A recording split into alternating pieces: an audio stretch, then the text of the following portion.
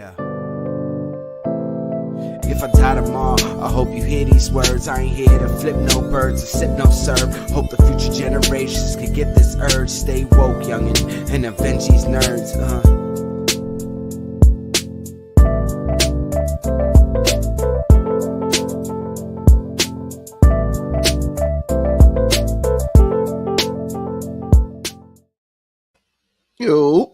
Yo. Back from the turkey day. Yes. Back from some kind of hiatus. Yo, I always come back from like whenever I go on like these family trip vacations, like I need a vacation from that vacation because oh man, while I had fun, I didn't sleep nearly enough, and I was like, oh, I am so cooked. You don't sleep on those vacations. You stay awake. Yeah. Because all your cousins want to go out and do shenanigans and shit. You want bullshit. That's what they want to do. Like, yo, we're gonna get some bullshit. You missed the sweet potato. Listen, I don't want to talk about it. I don't want to talk about it. I will say I'm not mad though because I got to meet all. Like, it looks like you had a bunch of fucking people. Yeah. I thought when I saw the Facebook, your Facebook photos, I was just like, holy shit. Yeah. So when I went on the cruise, this is the same family I went on the cruise with. This is my cousins on like their dad's side. So like I've seen them do like this. Hold on. Aurelius. What's going on? So like I've seen them for like the last like couple years, like at least 10 years, some craziness, do a thing called #Yam Wars. There's a Facebook group, there's a page, it's big. So I vaguely remember what the origin is, but like I forgot to like get it again because I was just like whatever. But they've been doing it for years, where like one person hosts and then another person hosts, whatever the case is, and it's like all the cousins and whatnot, like the friends and what have you, and like they'll come in on like Tuesday or Wednesday. Wednesday they'll do the like a dinner at like a restaurant or whatever the case is with everybody. I had the best risotto I've ever had, and arguably one of the best things I've ever like tasted. Like top 5. Like me and my cousin ate it, and we were just like, "Yo, this is an appetizer." Like, what in the disrespect? Yo, this is. And this is in North Carolina, right? South Carolina. We were in Charleston. South Carolina. So Charleston. It was called. It was like a Louisiana, like New Orleans inspired restaurant. Like I think the owners are from Louisiana, and it was a shrimp risotto cake situation. Oh, bro, it was so like I need you guys to understand. It was so good that like we're having our other cousins try it just so we can confirm that we're not overhyping this thing. Every other dish was amazing, but still didn't compare. That's how good this food was. Damn. Yo, it made no sense to the point like the day before the last day we were there. I looked at my cousin. I was like, yo, we're not going to go back to the restaurant and order food. So, like, one of my other cousins was like, I'll drive there if y'all don't feel like going out the house. But, like, I need one of y'all to come with me. And, like, if y'all get me food, I'm down. So, we were like, all right, Munchkin, go with your uncle. Let's pay. And we just all put in money so, like, we'll get bad shit. Oh, my God. That shit was so fucking good, man. That's funny. That's nice. We genuinely had a blast. Like you know, I got to meet all the cousins where, you know, they're just like cousin. I was like, listen, I'm on the other side of the family. I'm way over that way. And they're just like, all right, got you. But it was a lot of fucking fun, man. Like I cannot wait for all the shenanigans. We have named our age group the middle olds, which was hilarious because we were like. We're not the like older group cousins, like the 40s, 50s, whatever. Some of us are pushing 40 or in like just that 40 range, but none of us like the the grandparent age, I guess. And the rest of the cousins are like early 20s, 18, 19 or younger. So we're like, and we were like, yo, we're the middle olds, and that became the theme for the whole week, and it was fucking amazing. Yeah, middle olds. There was a lot of drinking, a lot of shit talking, a lot of great food, a lot of us just being nerdy and bust each other's chops. There was a dog the size of a horse, so I had a good time. It was a fucking blast, man. Shout out to the fucking fam. That's great. That's pretty dope. That's dope. Family holidays. Yeah. What about you guys? I know that it was fucking amazing food at Casa de la Tone. But before we get into the food, I do want to cover in the beginning for everybody joining us in the beginning. December 17th will be the last Nerds episode. So the show's officially ending, but it's not goodbye. It's a see you later, because next year there might be some things we're gonna look and come back, because there's still some stuff probably like a one shot something, and our D&D game one shot we're probably gonna record. But yeah, it's been 8 years. We want to love you guys for the support. But yeah, going back to Casa de la Tone, I'll let Tone take it because the food was fucking awesome. Yeah, I could only imagine. No, Jackie did some fantastic food: arroz con gandules, mac and cheese, sweet potato. We had salad, and then I did a ham. Was it a honey ham? I didn't ask. No, just a regular ass spiral ham from Costco. We had a tasting ham, they called it. That was the ham that we could snack. It was the snacking ham. We all could have snacking ham because we were getting hungry during the day. And then when food came out, it was like, oh, every man for themselves. Watch your plate, and I was like, wait, what? And like, I've never seen the level of savagery of 20 people in the kitchen fighting for food. But like, I was like, oh, this is wild right now. About these abatas. Yeah, no, it was great. I mean, we got Tone these walnuts. The pecans. Oh my the pecans. God. Oh, okay. It was really fucking good. And we left them there. So they're so sugary, and I just been eating them like a fucking animal, man. Oh yeah, okay. I'm never buying them shits from Costco. Never. I'm about to have some when I get home. They're so good. Jackie's like, you ate most of this. I'm like, I know. Damn, I know what that. They're really good. They're really fucking good. Jackie's like, that's all sugar and candy, right? I'm like, I don't care. It's peanuts.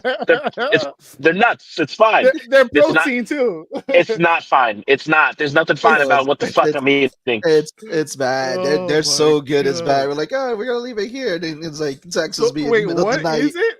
It's from Costco. They're like the praline pecans from Costco. Okay. And they've got brown sugar and all this other shit, but they're delicious.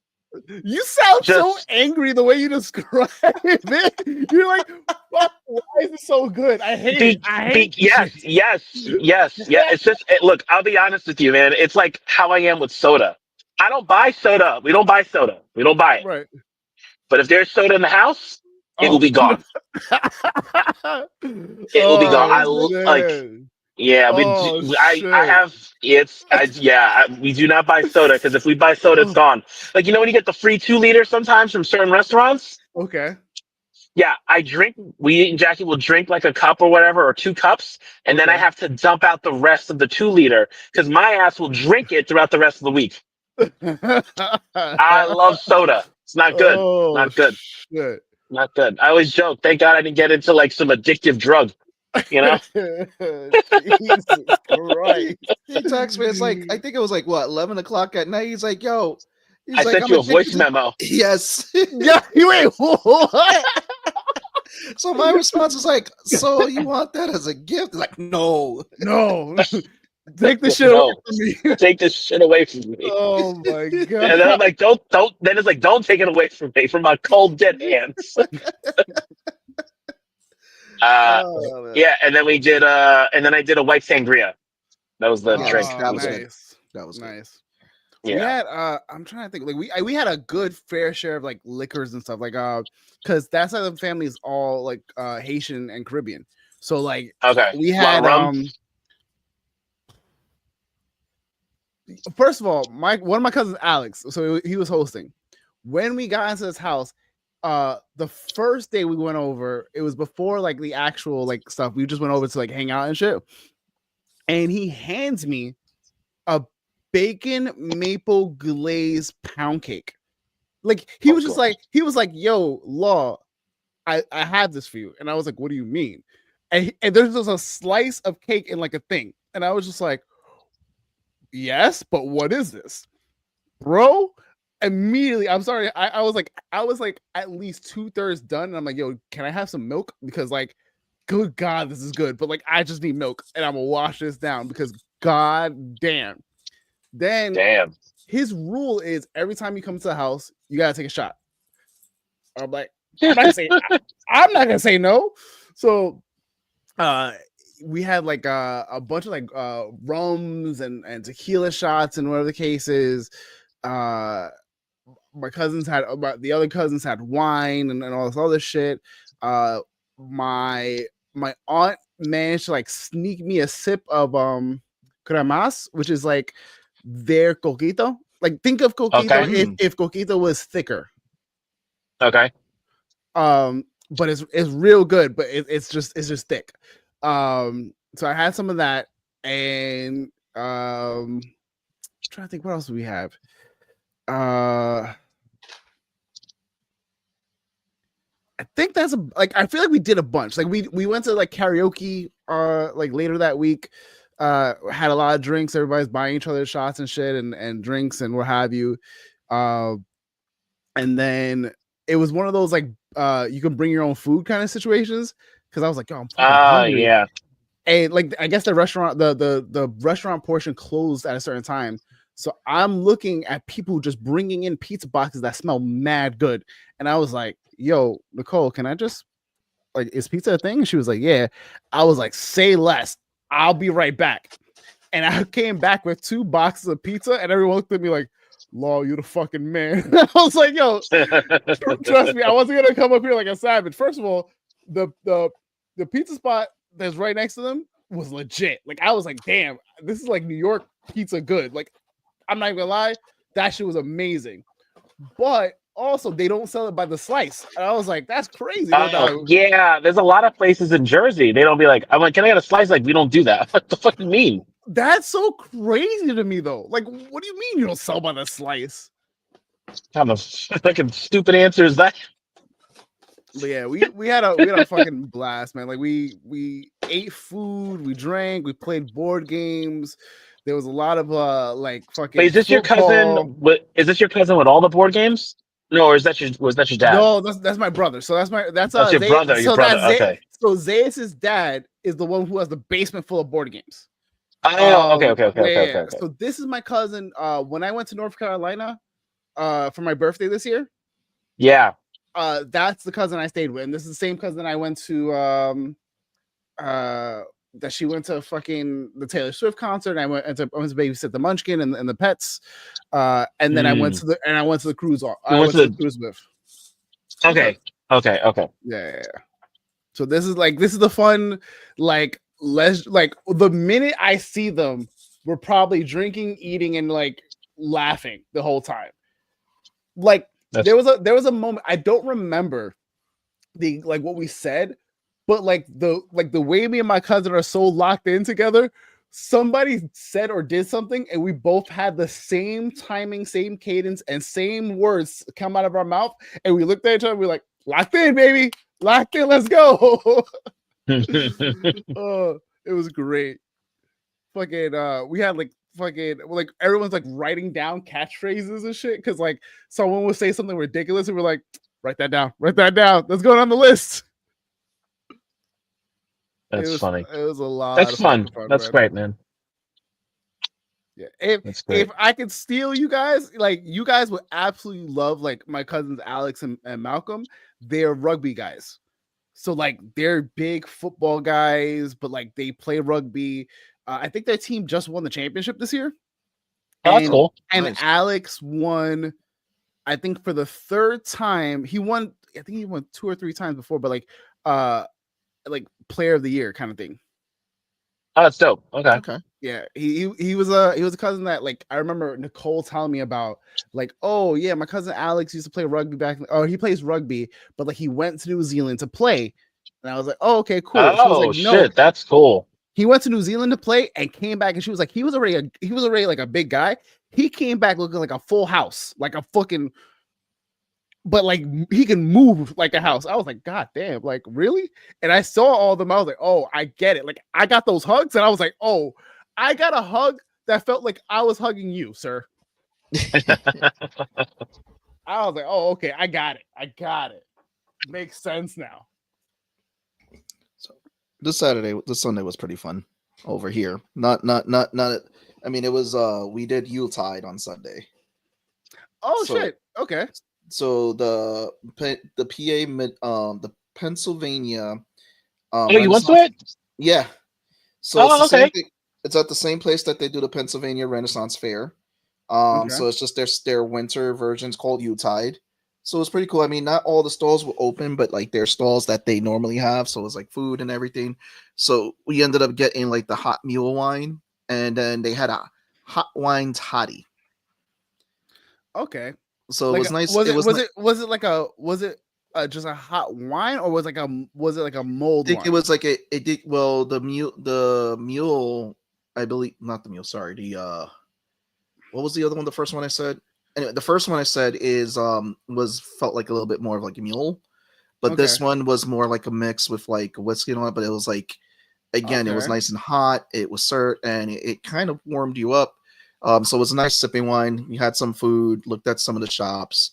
You had people dressed around, obviously, because the medieval Renaissance fair. Not to cut you off, you just reminded me. One of my cousins made Jello shot with mead, like mead as the base. Oh, so, yo, I'm gonna need you. I'm gonna give you that. Yo, Claire, I'm gonna need you to give me that recipe, because that shit was. Continue, but that reminded me. I was like, oh yeah, we had mead Jello shots because that's how we get down. Oh yeah, one of the cool things they had there was meat on the premises. So a lot of the shops were nice. Again, they were doing the shows like they did like Scrooge. They had them enacting Ebenezer Scrooge, doing that. They had a couple of shows that they were doing, and then they had the cast members. Because like when you go to a Renaissance fair, they're dressed as different people. They had them like for this time period, kind of like a little bit of more Victorian instead of like medieval, walking around doing Christmas cheers and everything. Someone was dressed as Jack Frost, and so it was pretty nice. It was nice. It wasn't overly packed like the Renaissance fair. Like the Renaissance fair itself was packed. Like it was packed. What's your favorite version of that Christmas Carol story? There's only one correct answer. There is. There's so many. No. There's only. Wait. Hold on. Before you answer, I know you both were. I know you both were thinking. Wait. Hold on. I'll argue that there's two. I'm gonna stop right there because whenever you're putting it up against a Muppet Christmas Carol, that's always gonna win. Right. But if I didn't have to pick the Muppet Christmas Carol, for me, I enjoyed the Bill Murray one. That's not bad. That's not what I was gonna go with. That wasn't a bad one, but there are a lot of good ones, but the Bill Murray one was the one that, if it's not the Muppet Christmas Carol, I like watching the Bill Murray one for some Bill Murray one. What would you guys say, though? I think I have a vague idea of the one that you're gonna say. I was gonna go the fucking DuckTales one with Uncle Scrooge. That's a classic too. DuckTales. Wait, the DuckTales one or the one with Mickey Mouse? No, the one with Uncle Scrooge. That's how that's how Uncle Scrooge was really introduced. I gotta get the exact name. Mickey's Christmas Carol is the name of it.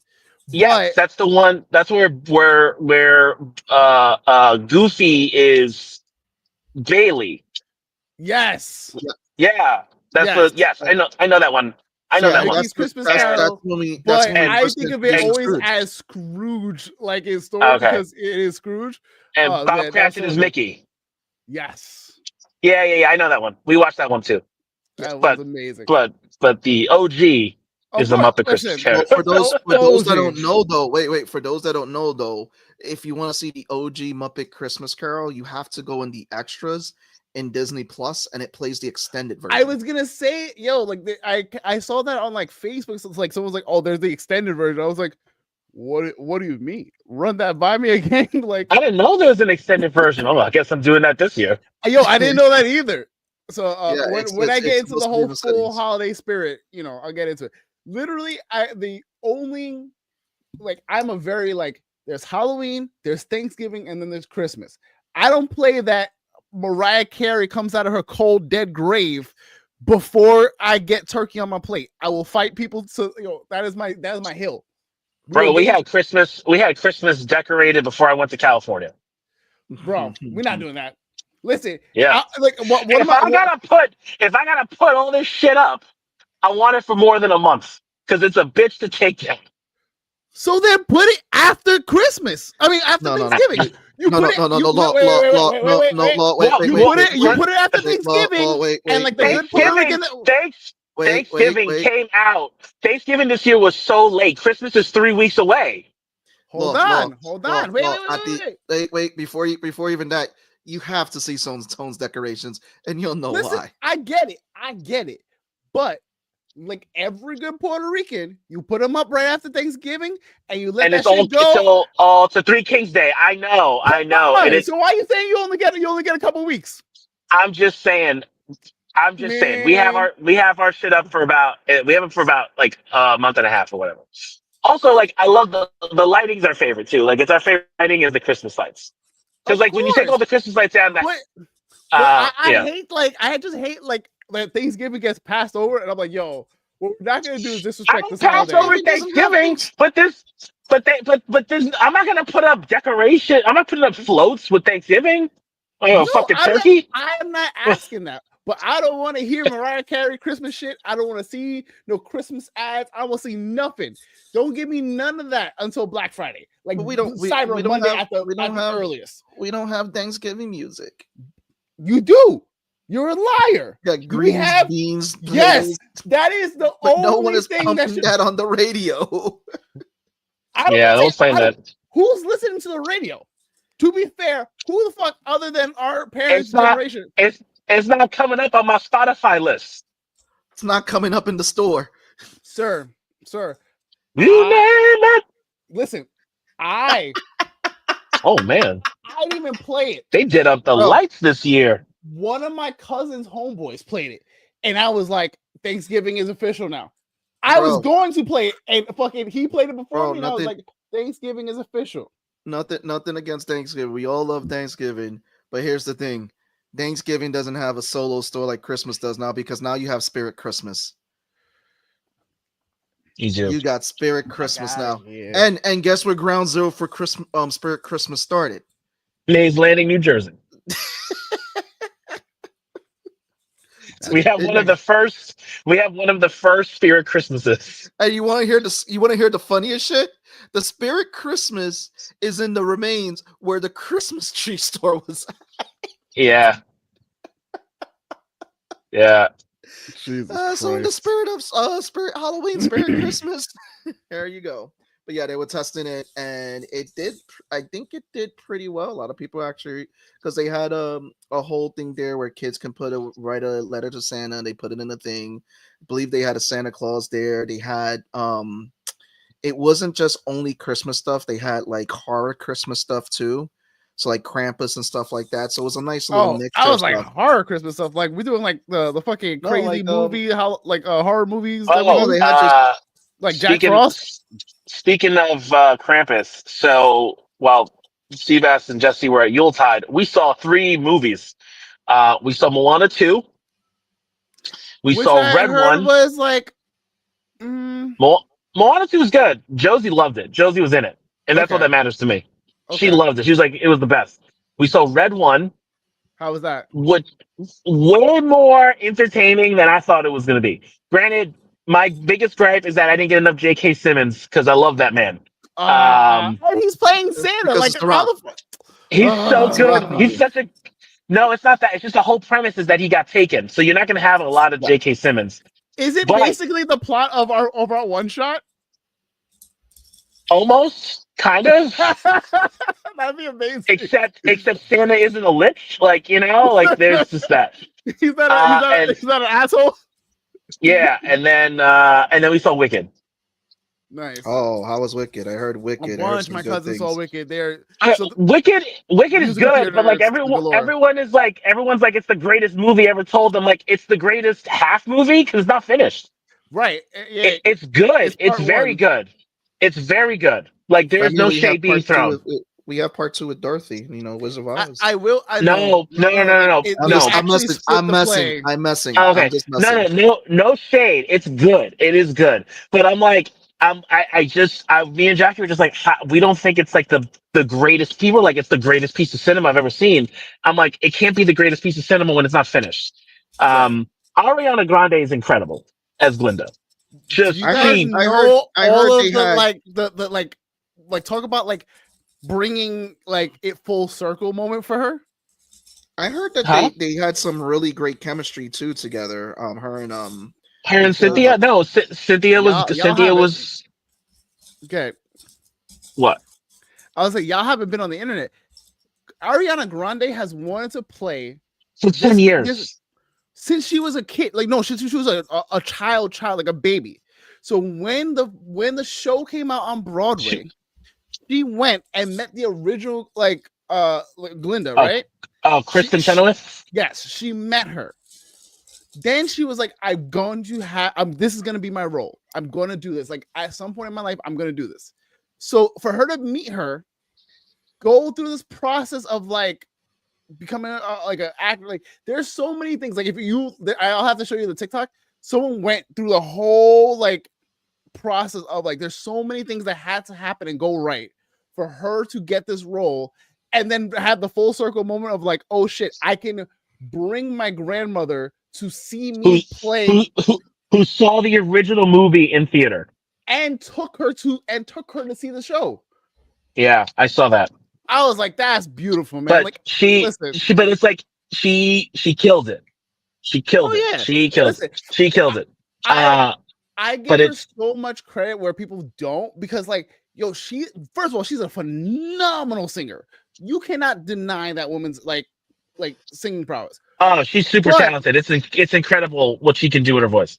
But she also like for this role, you figure she's already a trained actor and a trained singer. She retrained and for acting and singing just to audition for the role.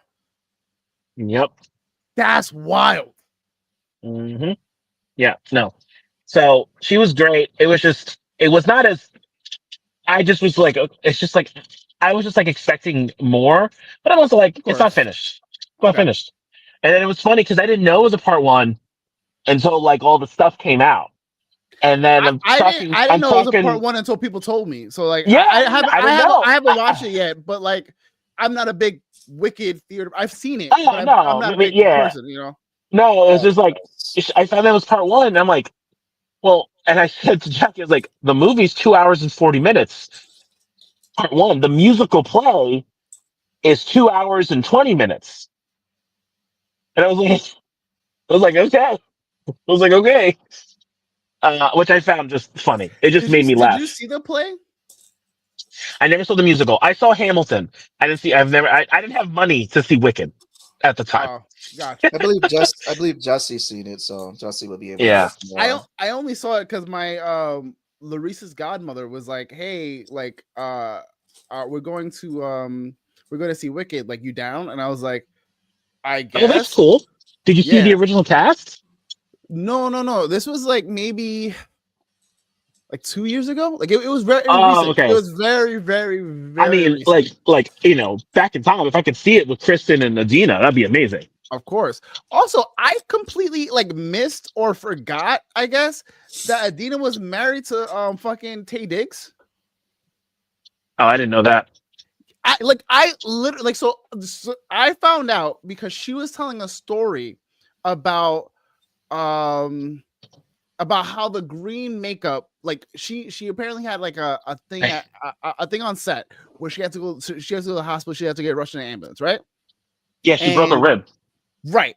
So she broke a rib, and there's a whole thing about like her getting the dress off, but she didn't want to ruin the dress, and like the costume designer, it was a whole great story.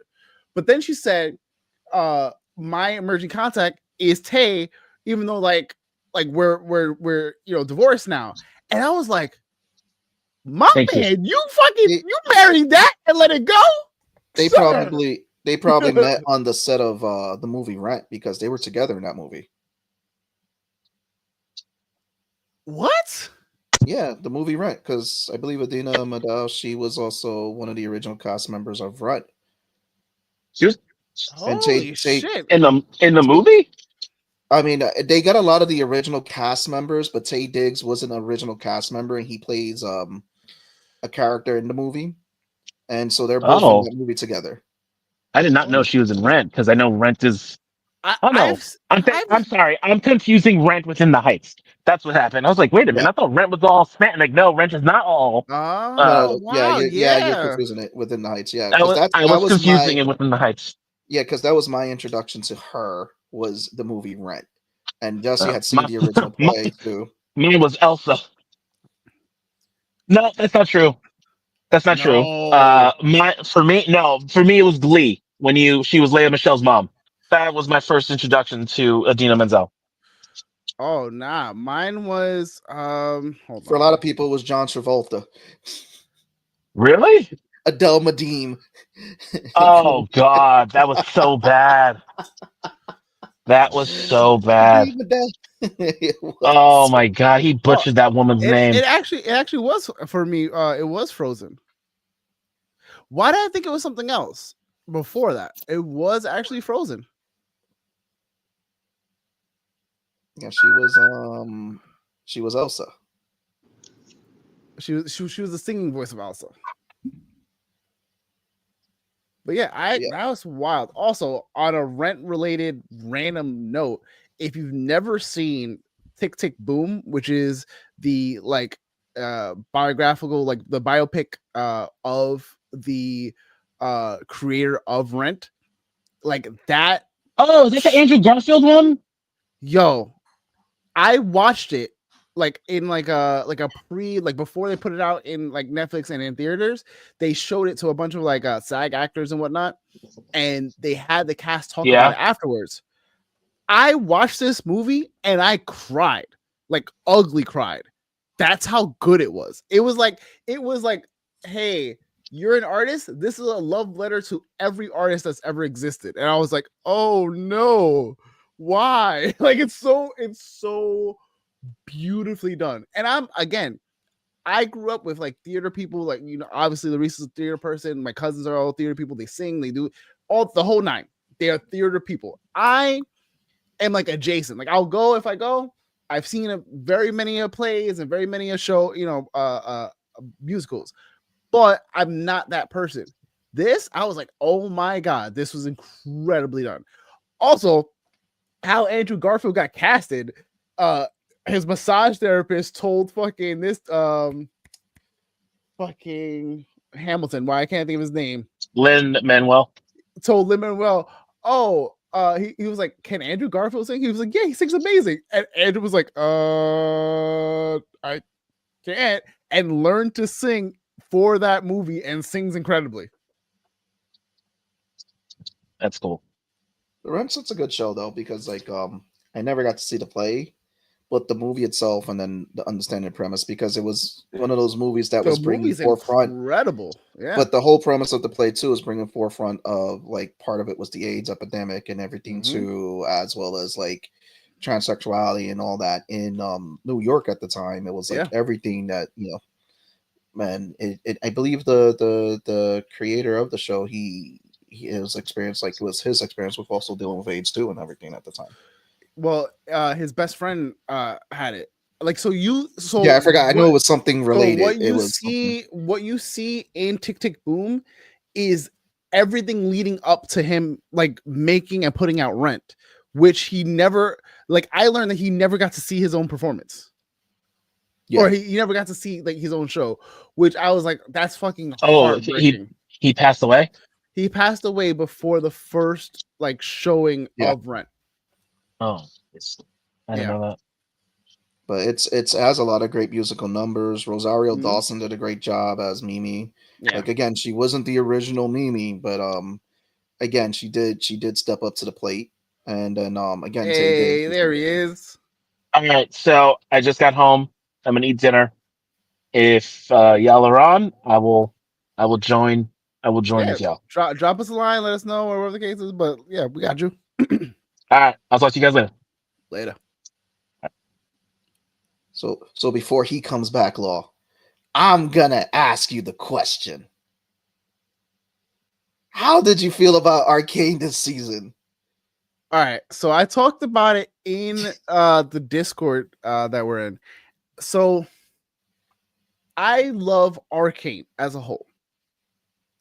I love a lot of the characters, and I felt very moved by a lot of this season. However, if I look at it objectively, I don't feel like it ended on a strong note.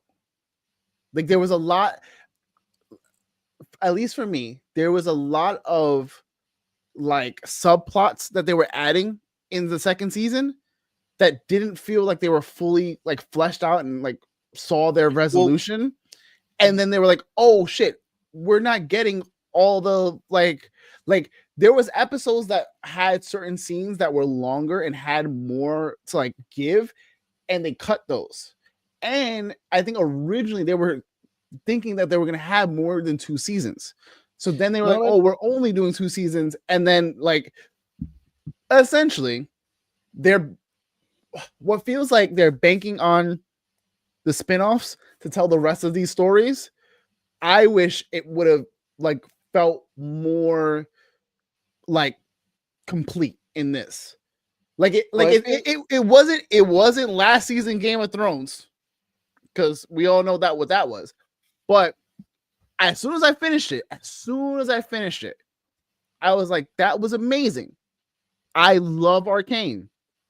I feel like they could have done more with certain characters or with certain storylines where like I feel like either don't give me the storyline at all and save it for later, like either hint at it or whatever, but don't dive into that pool and then stop the race, if that makes sense. Whose storylines would you pertain to, for example? So what's oh my god, the girl who's the magician, who her mother was her.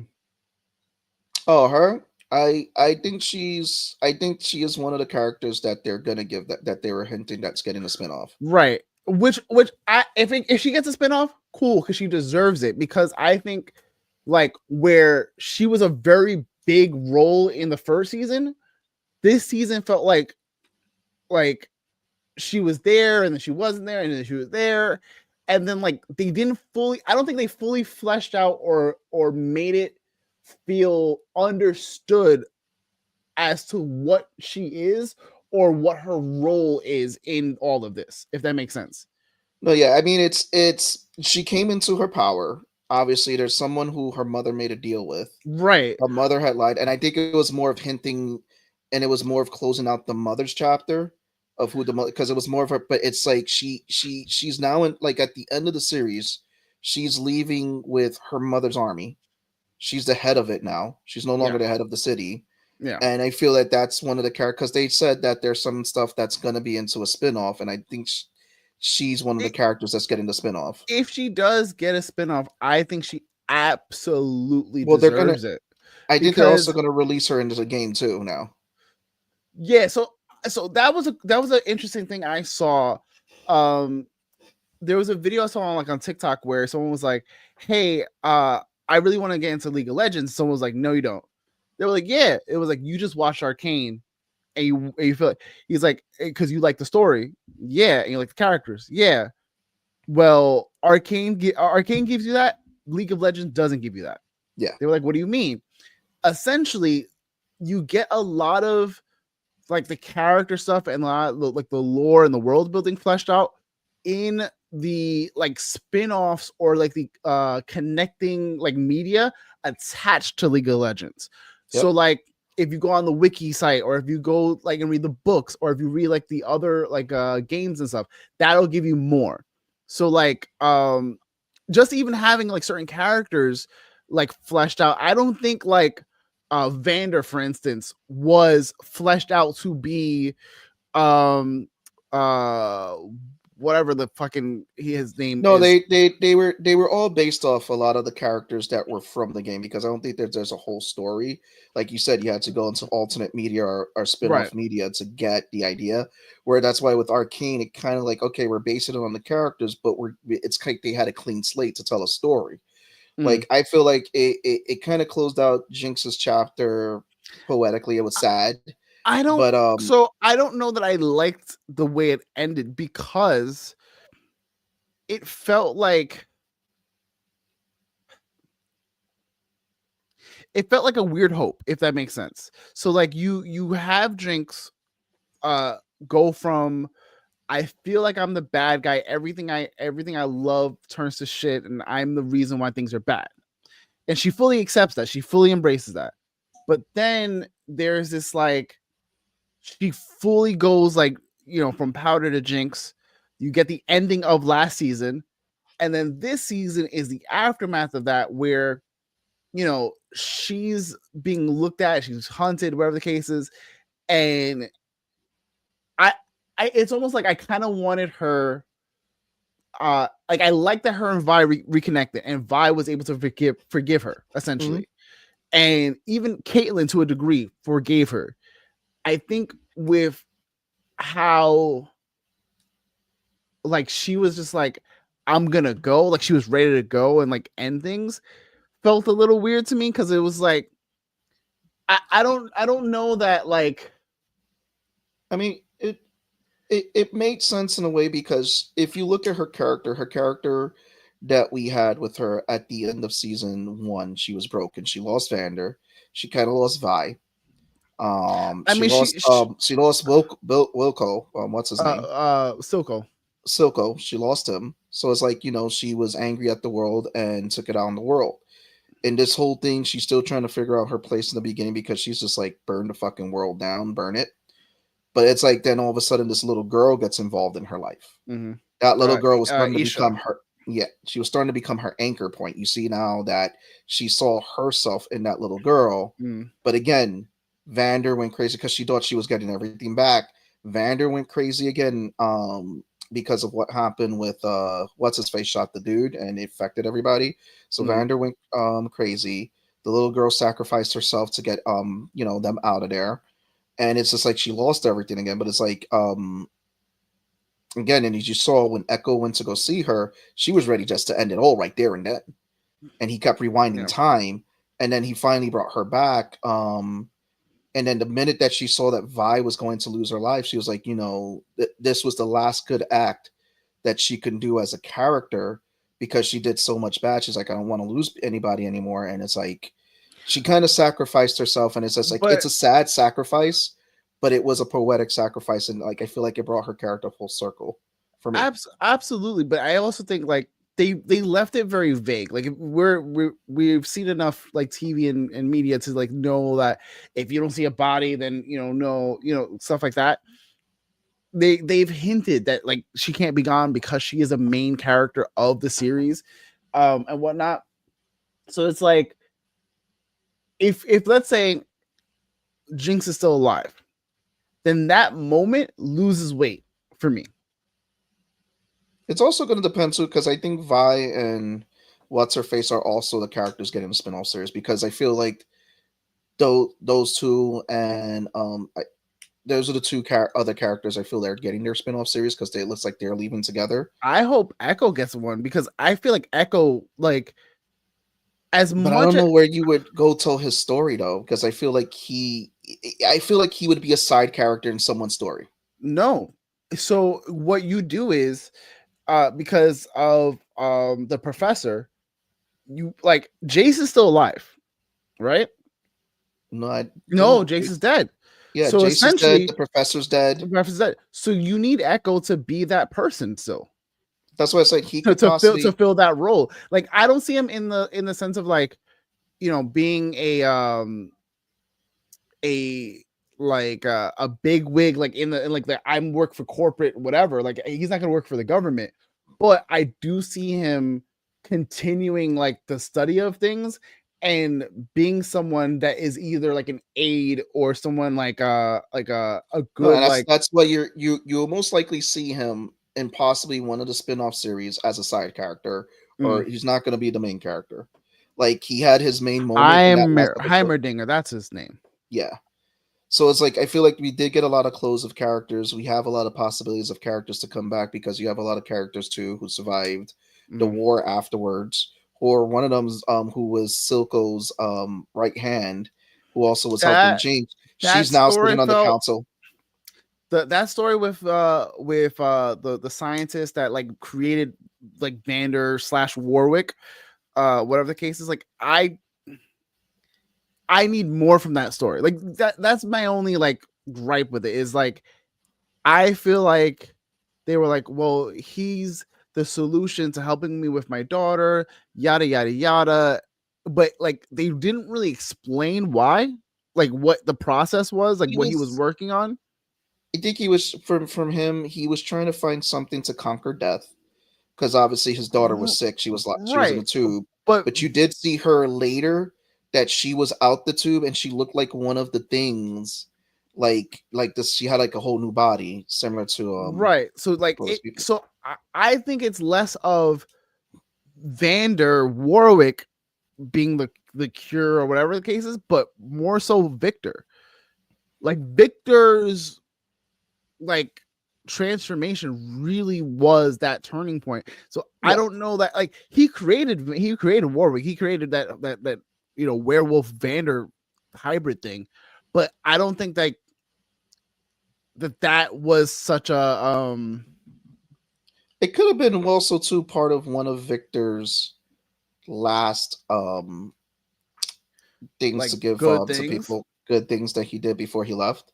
Possibly? Because like he because that whole thing, Jason Victor story is completely done. It was just it came into full circle, which really got me. I was like, oh shit. I honestly think Jason Victor's story was the most full story. Yeah. It felt like, I will say, I think there was the overall plot is the uppers versus the lower half. You have what's her name? Madara, like whatever the case is, like she's trying to like take over and like do all this other shit. Then you have like, so it's a lot of that, right? You have a lot of the infighting. Mm-hmm. But the main subplots, let's say, were Vi, Caitlyn, and Jinx for the most part. Then you get Jason Victor. Then you get like Echo Jinx, kind of. And then you get like the freedom fighters, essentially the people who like turn Jinx into a hero, and all of the like rival gangs, like their stories. Those are like the main subplots, right? But there's still a bunch of other stuff that happened that just felt like, oh, this happened, it's a thing, bye. And we're like, we're not gonna go back to that. We're not gonna, okay, and it's not to take anything away from it, because again, it is a phenomenal series. Phenomenal. I just wish that they like allowed them to do more instead of being, oh, the first season's 9 episodes, the second season 9 episodes, and it's gonna be a tight, 40 minutes to an hour each episode. That's it. Well, I think that's the other thing too with the show is this, because like they kept saying again that there's going to be spin-offs. I think that with the story we got was the closing of Piltover, because now they're moving out from that, because they said they're going to explore more of the world. But do you think that if we would have, let's say we would have gotten season 3, that this season would have felt better to you? For me, I think it was great the way this whole show went. I could see why we won't get a season 3, but I could see why they also went with, okay, some characters we're going to continue with spin-offs to explore more of the world. It allows you to get out of that world of Piltover, because I feel like the whole Civil War, the whole thing of upper versus lower class, I feel like that would have taken too much to that was just really the main plot point, because it was always them like fighting with each other with the fact that I'm lowborn, I'm highborn, or whatever it was, So now you're eliminating that from the equation, which now, we don't have these characters having to go back to that plot point anymore because now they're all united because they had a common enemy. So that eliminates that plot point. You have characters who have kind of evolved now, who are taking up different mantles, like Vi and I can't remember the girl who she's with. Caitlin. Captain, we'll just say Caitlin. I feel like that's been removed from their story, which now allows us to focus more on them. And like you said, yeah, if they do bring back Jinx, it's gonna be because she's gonna be involved in Vi's story, because they're two pivotal characters together. So there could be a possibility she's alive somewhere. It happened, like you said, it's cinema if you don't see a body. But and I do feel that Echo is a character that were probably involved in someone else's story, or they probably would just leave him alone in Piltover. I mean, I wouldn't be sad if we don't see him again, but he was a cool character, and Alan's like he got a really nice shiny moment. Victor and Jace, their story's done. Yeah, they were in a loop, and he but had to also, I would also like to know from the creators where this fits in like their timeline of things, because if this takes place, let's say, like before we get League of Legends, how we get League of Legends now, which I don't think is a direct one-to-one. Yeah, I don't think it's. I think that's the whole thing. I think it's based off the game. I don't think it's going to be a 1-for-1. Because my question has always been like, all right, I felt like Arcane was the prequel to the game. Like it was the explanation of how we got to where we are in League of Legends. But looking at like character designs and looking at certain wiki things, I'm like, oh, maybe it's not. Maybe it's kind of like it is the prequel, but it also blends into like what would be the new story. Like it's almost like they're trying to revamp League entirely. Yeah, because for me, when I saw League of Legends, my first introduction to it, I felt like it was like one of those mini games that you get a bunch of characters that you just send them off to battle with commands and everything. One of those like castle things and all that. One of those type of things.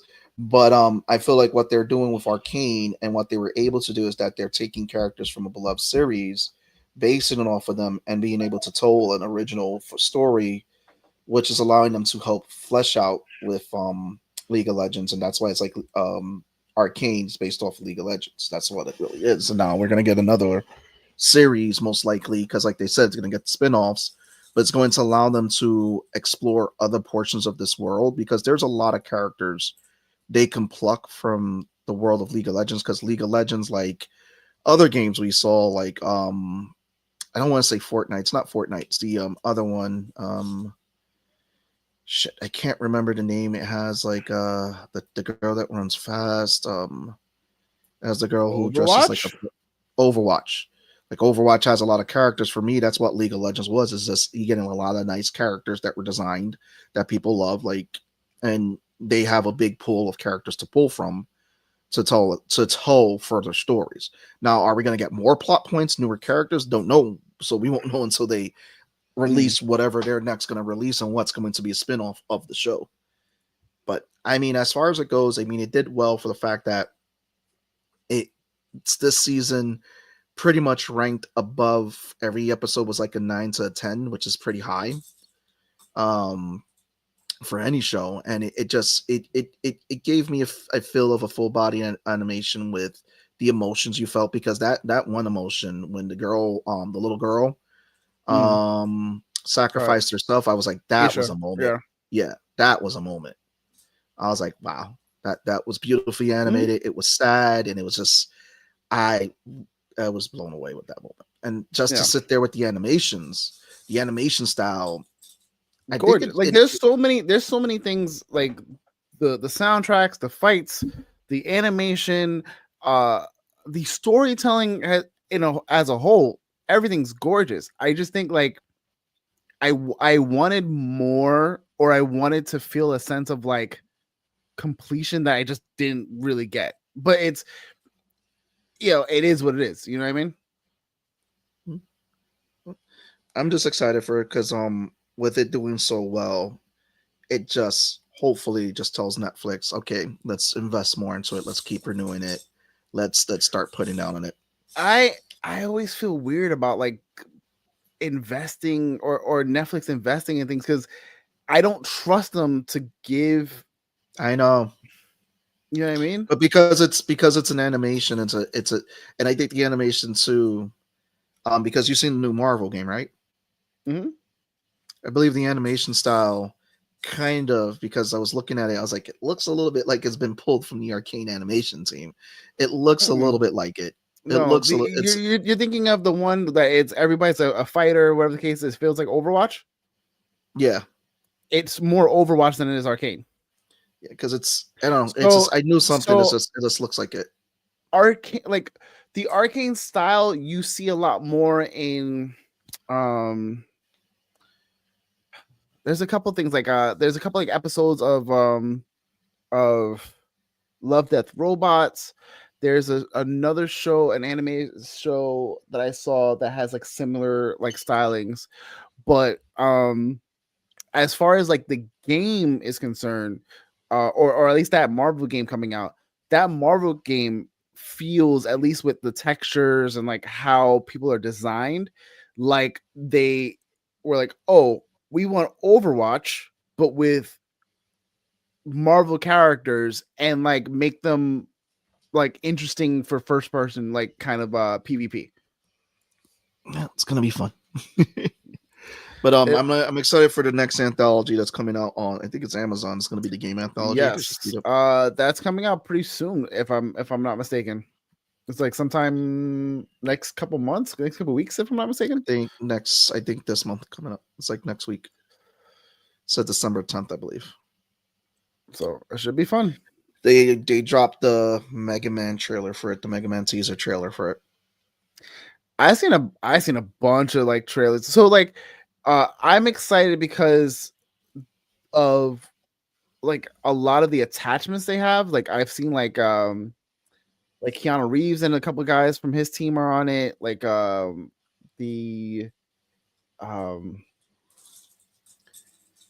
man, I'm trying to think of the other studio that I was just like, oh shit, is this a real thing? Because from what I gather, they're taking, I guess, like games that almost came out or games that were a thing and fleshing out like more of a story for them. I thought they would take you from like some of the existing properties and telling stories, because I mean, I don't know that they're all existing properties, because there's some stuff that like, oh man, I was having a conversation with Wicked. I don't remember if they're all existing properties, and if some of them are like, let's say like a property that got that was supposed to be greenlit and got shelved. So they were like, you know what, we're going to take it and then make it an animation, which I think is a pretty dope thing to like kind of revitalize like interest in a series, which can otherwise like be like, oh shit, maybe we should make this a game because it's fucking popular now. You know what I mean? Well, hopefully. I mean, it's supposed to be coming out, like I said, next month. I mean, this month. It's now in December. Fucking time flies by fast. Crazy. Fucking crazy. Yeah, man. It's been fucking fun. But as far as like shows are concerned, I've been watching Alex Cross. I'm still early on. I haven't finished yet. I just didn't have time last week with all of the running around I did with family. I finished Arcane. I still have to watch Penguin. I've watched a bunch of anime. I've watched what was it? A Returner's Magic should be special. Like, there's a lot of anime that came out this year that was like so incredibly good. I was talking about it with one of my cousins when I was down there, and he was like, "Yo, bro, I haven't been able to catch up because I'm watching this. I was like, "Yo, bro, put this higher on your list." And he was like, "Word?" I was like, "Trust me, put that way higher on your list." Like something like he was like, "Oh, I love Kaiju number 8." I was like, "Okay, did you watch Solo Leveling yet?" He was like, "I was gonna get into it." I was like, "I'm gonna need you to put everything down, pick that up right now." He was like, "I bet." Solo Leveling coming back. Yeah, I was watching. I'm on book 2 of the audiobook right now. I just finished the job change quest. It was this what was the one I was just watching? I was watching I was an assassin in my old life. I was reincarnated as an aristocrat. I finished that. Oh yeah. I've heard actually good things about that. I haven't watched it, but I think it's on my list. Shangri-La. Shangri-La. I'm waiting for more episodes to drop before I deep dive because I love season 1, and I just want to binge watch season 2 because it's one of those shows I just love watching back to back to back. Oh, of course. I'm the same way because I need like more every time I watch. I'm like, oh damn, I need more. But every time a new episode comes on, I'm gonna watch it anyways because I'm just like, yo, it's on. I'm doing this. Yo, bro, this season the fights and the animated, yeah, bonkers. This season of Shangri-La,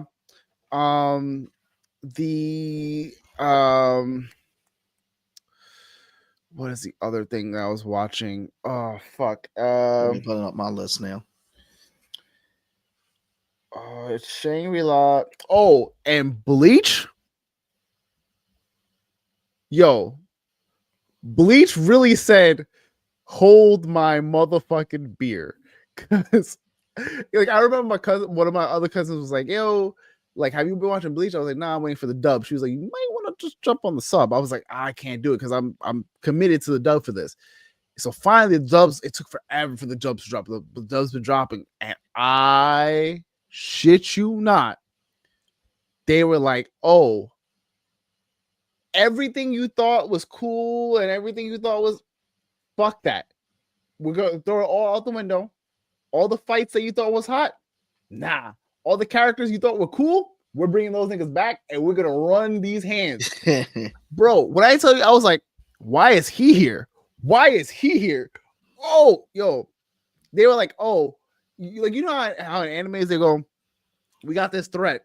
So your biggest op is about to be your best friend." That they're like, "Oh man, like I really don't like him, but I need him to fight him." It's that right now. Listen, I Bleach is a lot. I probably have to catch up on one day. But what was it? The other one I was watching. Wait, have you gotten into Bleach at all? No, it's one of those shows that it's just like I sit down and I want to try to watch it, but I'm like, Jesus Christ, there's just so much. But you know, I don't knock it because I've seen a few episodes. It just, again, it's just out of context. I just love the character designs. If you want, I can give you there's a list of like you can watch it without like a lot of the fillers, and it takes out like at least 4 or 5 seasons of the first. I gotta think about because like I'm also one of those people because I sat down the whole first series of Naruto, watched I gotta finish Naruto Shippuden before I even jump onto Bleach, so I gotta get back into that. I forgot where I was at, but the other one I was watching is The Most Notorious Talker Runs the World's Greatest Clan. Been watching that. That's currently new. It's pretty good. Enjoying it. It's not an isekai, which great it does take place in a fantasy realm. He has this ability that they're known as like talkers, like in this like instead of calling them like hunters or stuff like that, they're called seekers. Mm-hmm. So his ability is talker, and he's like, yeah, I just shout commands, but talker's like the worst job to have. It's like, you know, you're considered weak, but his grandfather was like the strongest warrior that was out there. So he goes, I'm going to train you how to be strong, to be a seeker, to be the best seeker. So there are just moments in it that's just like, he's like, it's in a way gray because they're like not heroes or villains. It's just, he's just doing what he wants to do to be the strongest seeker. but also to run the strongest clan in the world. And his ability when he has his what's it called? His it's not team of people. I mean, we'll say team for now, but it's like, you know, when you're with your group, with your squad, your party. Yeah, I was gonna say your party. That's what. So his party members. So he's able to shout buffs and commands that allow them to get powerful and allow them to do and to up their stuff. So he's like kind of like that, like a support in a way, a support class. Okay. But is considered like the weakest class because, you know, they're also attacked early, but he's learned skills to really keep him in the game. So he can hold his own. And it's a really interesting series. It's one of those ones you gotta sit down and watch. You're either gonna like it, you're not gonna like it. It's just one of those series where it's like, yeah, he's not really a good guy, but he's not really the bad guy either. But he's doing what he needs to do to be the top guy. And then I was happy to hear that Overlord's getting this next season. So I wish I could like enjoy Overlord more, but like I feel like there's too much time in between seasons, so I forget a lot of what happens. But then like there's also a lot of time skips and like a lot of jumping around, so I'm like completely lost.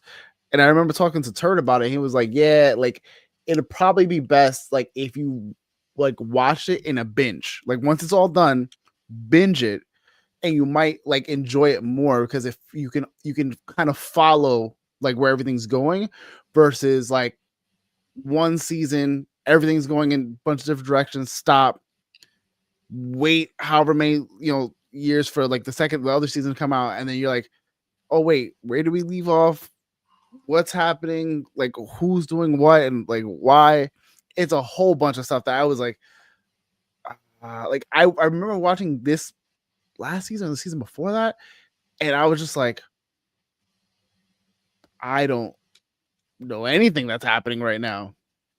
Well, what I did is I mean, because Turt's right about that series, because when it aired the first time, it was dope, and then you're going back. I mean, when I rewatched it again, there were a lot of things that I started to pick up, and then you start to pick it up in the later episodes because they lay out the breadcrumbs in some of these episodes. And you go back like, oh wait, this did happen in this episode. They did set this up. So it is one of those shows where it's like right now with what they have, you can go back and kind of binge watch what's out now. Because I don't know where they're going to go at with season 5. That's why I was like, I wanted to get the light novels to get ahead. But I feel like it's very strong with what they have that's out now. Okay. So it's again, I love Ainz Algon. He is fucking phenomenal. Yo. Oh, what's up? You're not even gonna bother to jump on the computer? No, I'm just gonna be on my phone. I'm in the basement. We'll talk about animes we've been watching and whatnot. Oh, okay, cool. I can't participate in that. Figure as much. I've been reading. I've been reading my books. That's all I've been doing. I mean, fair enough. I am like, I'm deep into God of High School right now. I am on. Oh, there we go. I am on chapter 341 of 570 of God of High School. Damn. And it's like it's bonkers. Like it's one of those stories that like I'm like, yo, where the fuck are they going with this? And they're like, plot twist. I'm like, God, what do you mean another plot twist? Like, what the hell is happening? It's crazy good though. Like, how many seasons of God of High School are there? Like on the show? Like for the anime, only one. They were supposed to get a season 2, but like I think there was like some, from what I remember and from what I'm reading, there's a lot of stuff that's like a 1-to-1 and some stuff that was like nah.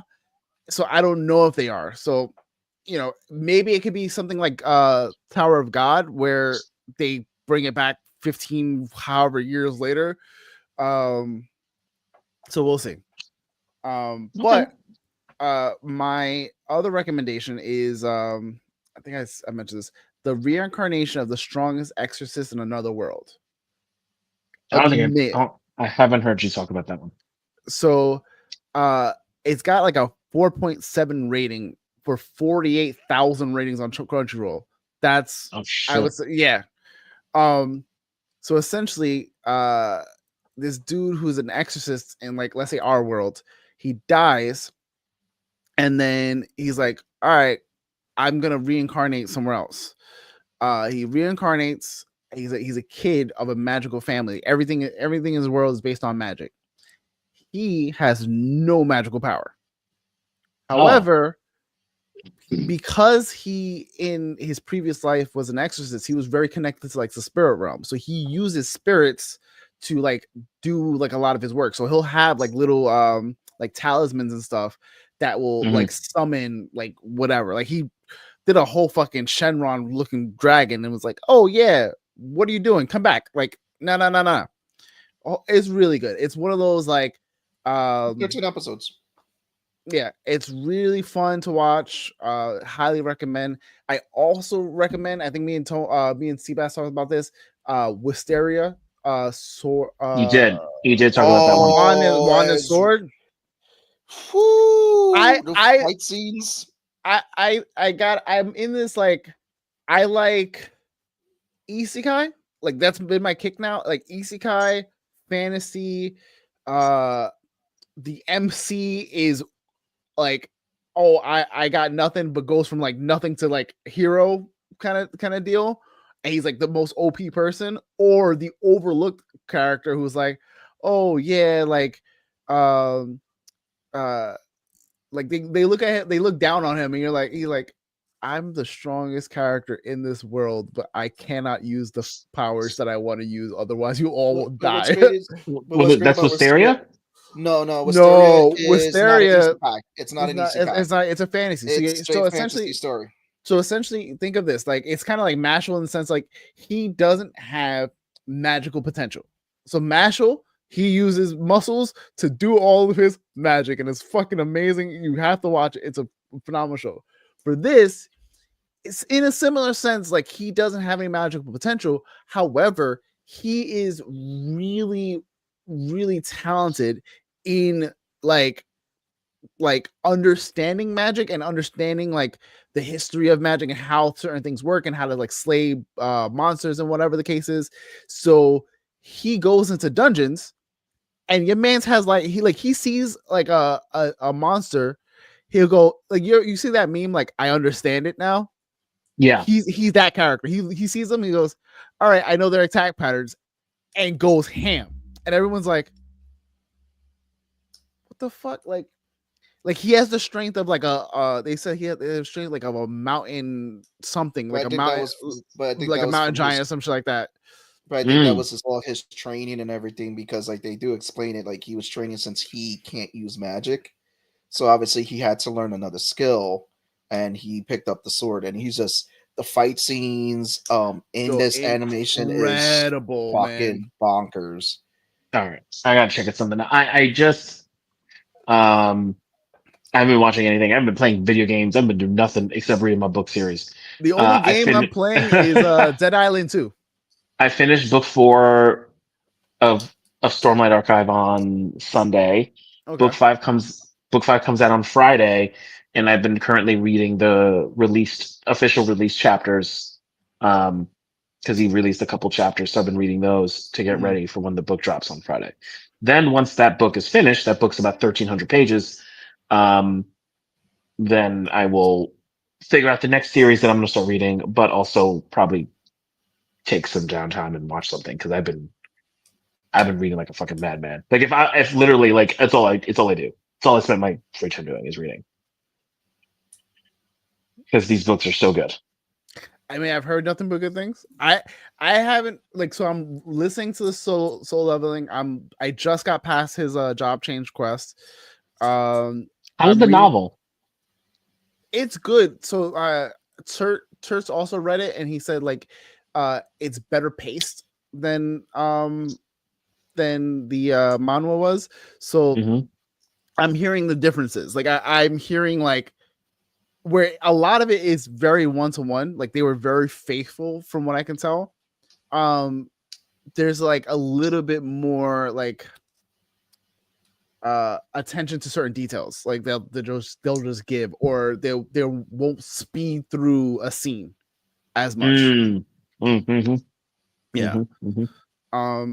Another sleeper anime that came out, the Unwanted Undead Adventurer. Your man's is an adventurer. He's like a low ranking adventurer, and he always goes to this one dungeon, right? And he found like an angel dragon something or other. I couldn't remember what it was. And he was like, the one he's a skeleton. yes. I tried to get into that one. I couldn't. It's so good because essentially, like, this thing takes him out. He dies, but he comes back as like a skeleton. But he's essentially slowly getting like level up. So like he starts out as a skeleton, then he becomes a ghoul, then he becomes like a think like higher tier necromantic like thing or whatever the case is. But it's really fun. I think at least. But then still reading soul leveling. Record of Ragnarok has been absolutely phenomenal. The fight that is coming up, if I'm not mistaken, hold on, pull that up. I believe this next fight was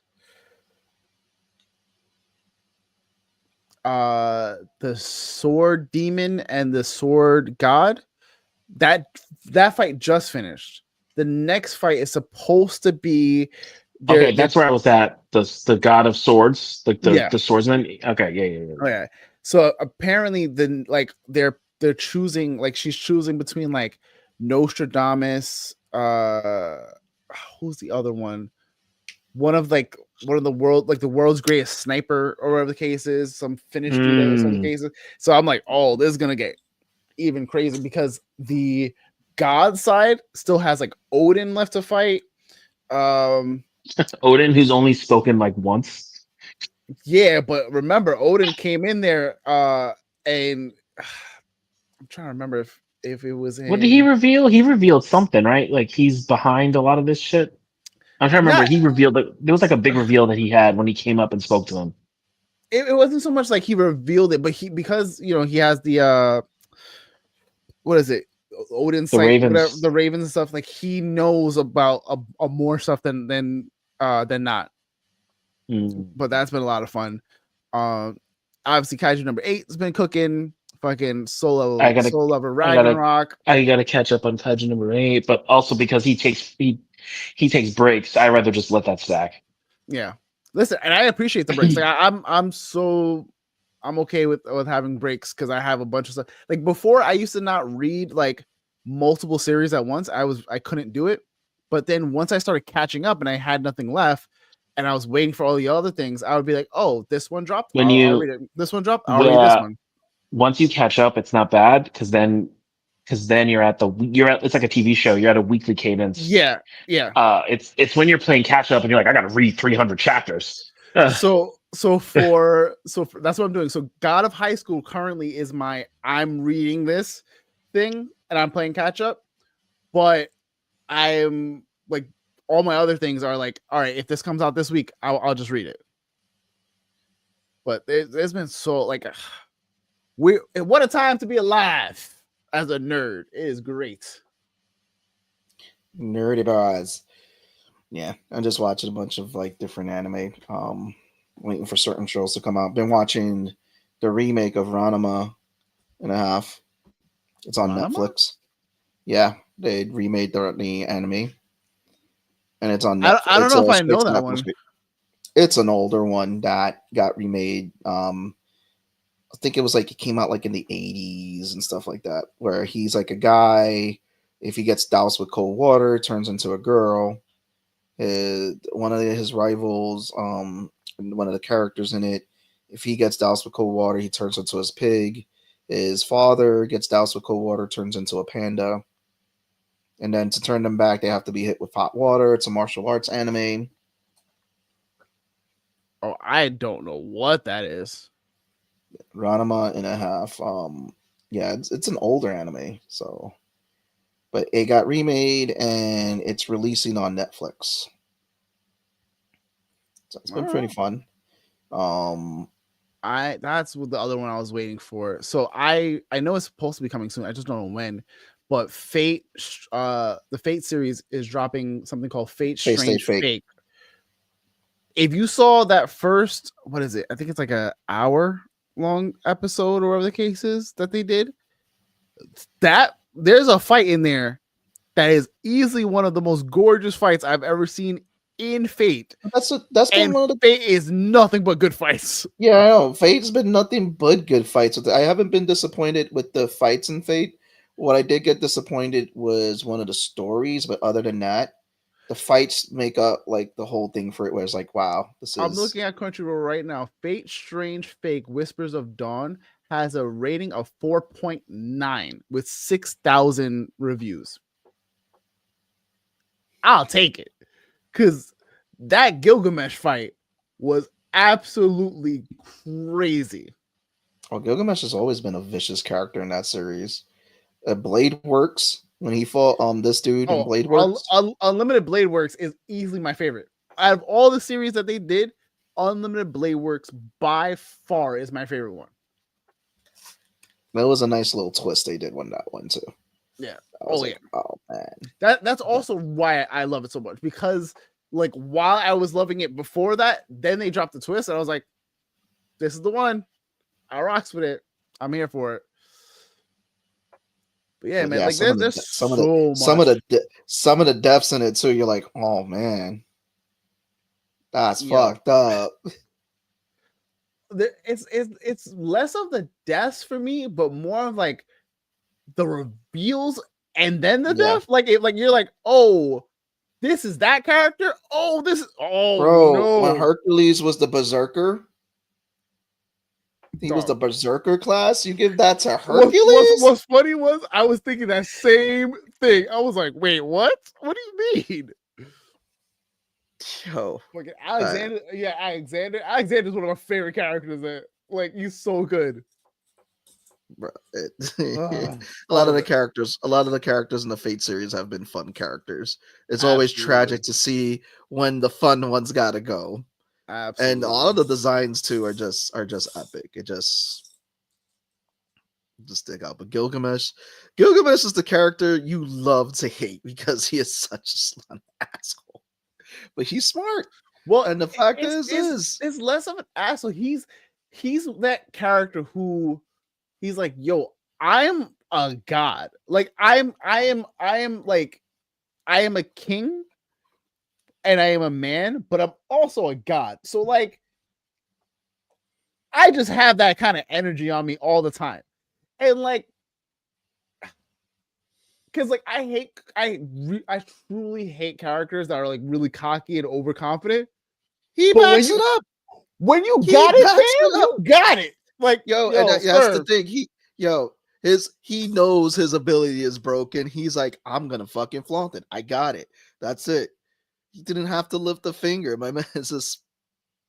I'm like, fucking Gilgamesh. I am that guy, and I was like, all right, puppy, you got it, Playboy. But yeah, I'm looking forward to like what the like last few weeks of the year brings and whatnot. Like it's gonna be a fun couple watches of shows and movies and whatnot. I don't know that we're getting too many like big movies releasing, but at least for in terms of like shows and stuff, I'm looking forward. Well, Squid Game's the biggest release this next month for Netflix, and then starting in January, the big release for Netflix is going to be Monday Night Raw on January 6th. It's going to be their first Monday Night Raw live that is not on the USA Network. Someone is just staring at us like intensely. No, I think he is frozen for mad long. He is frozen. Oh man! And his best impersonation of Elsa, Frozen. Yeah, but it's gonna be an exciting thing for the wrestling because again, it changes the ball game, like, and it's changing a lot for streaming because like if you notice, a lot more streaming services have been pushing more for live content with Amazon doing Thursday night football games.